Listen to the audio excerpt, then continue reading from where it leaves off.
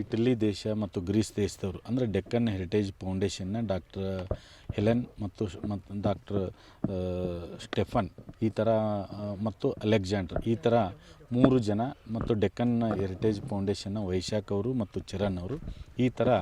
ಬಯಲು ವಸ್ತು ಸಂಗ್ರಹಾಲಯ ಲಕ್ಕುಂಡಿಯಲ್ಲಿ ಹೇಗಿರಬೇಕು ಅನ್ನುವಂಥ ಉದ್ದೇಶದಿಂದ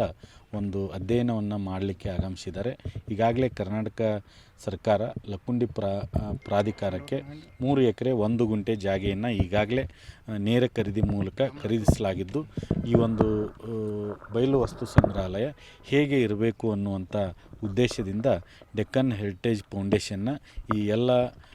ಟ್ರಸ್ಟೀಸ್ಗಳು ಮತ್ತು ಅಧಿಕಾರಿಗಳು ಭೇಟಿಯನ್ನು ನೀಡಿ ಇಲ್ಲಿರುವಂಥ ಎಲ್ಲ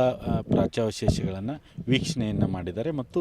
ಬಯಲು ವಸ್ತು ಸಂಗ್ರಹಾಲಯ ಯುನಿಕ್ಕಾಗಿ ಹೇಗೆ ಬರಬೇಕು ಅನ್ನೋದರ ಕುರಿತಾಗಿ ಸ್ಥಳವನ್ನು ಮತ್ತು ಇಲ್ಲಿರುವಂಥ ಪ್ರಾಚ್ಯಾವಶೇಷಗಳನ್ನು ಅಧ್ಯಯನ ಮಾಡಲಿಕ್ಕೆ ಆಗಮಿಸಿದ್ದು ಈಗಾಗಲೇ ಎಲ್ಲ ಪ್ರಾಚ್ಯಾವಶೇಷಗಳನ್ನು ವೀಕ್ಷಣೆಯನ್ನು ಸಹಿತ ಮಾಡಿದ್ದಾರೆ.